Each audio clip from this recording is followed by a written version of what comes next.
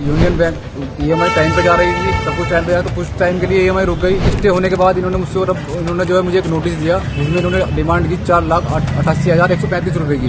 मैंने उनसे स्टेटमेंट मांगी ब्रांच मैनेजर, तो ब्रांच मैनेजर स्टेटमेंट देने के लिए मना कर दिया। फिर मुझे एक नोटिस दिया गया कि हम तुम्हारे मकान पर कब्जा लेने के लिए आ रहे हैं, जबकि मेरे पास पहले से ऑलरेडी स्टे है।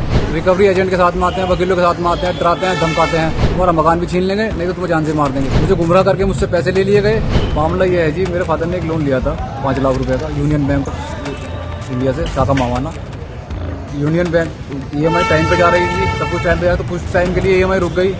तो इन्होंने नोटिस वगैरह दिया। नोटिस देने के बाद इन्होंने जो है सीधा एक मुकदमा डाल दिया एडीएम ऑफ फाइनेंस के यहाँ पे, जिससे जो है वो हमारे विरुद्ध हुआ।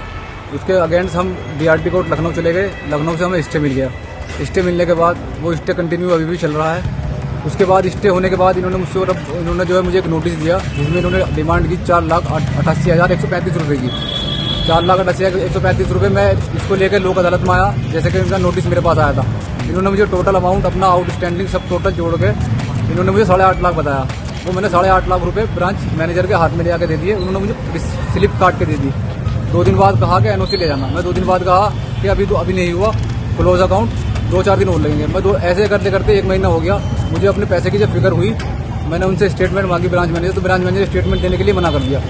मैं कप्तान साहब के पास आया। कप्तान साहब को मैंने एक एप्लीकेशन लगाई, जो सीओ साहब के यहाँ गई। सीओ साहब ने मुझे बुलाया, ब्रांच मैनेजर बुलाया।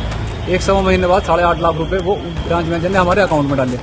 उसके बाद फिर मुझे एक नोटिस दिया गया कि हम तुम्हारे मकान पर कब्जा लेने के लिए आ रहे हैं, जबकि मेरे पास पहले से ऑलरेडी स्टे है, डीआरटी कोर्ट का स्टे।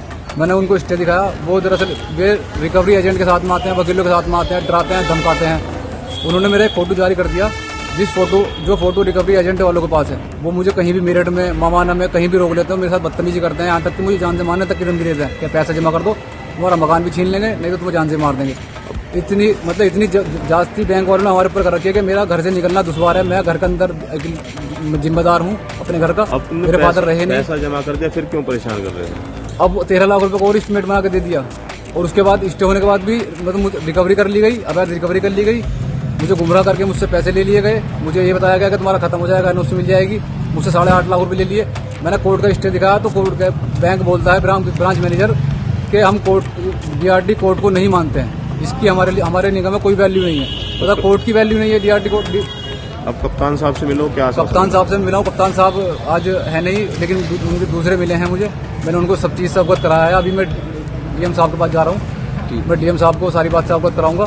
सब्सक्राइब करें आपका अपना चैनल न्यूज़ टाइम नेशन, और हर खबर सबसे पहले पाने के लिए बेल आइकॉन जरूर दबाएं। और हाँ, खबरें पसंद आ जाएं तो लाइक और शेयर करना ना भूलें।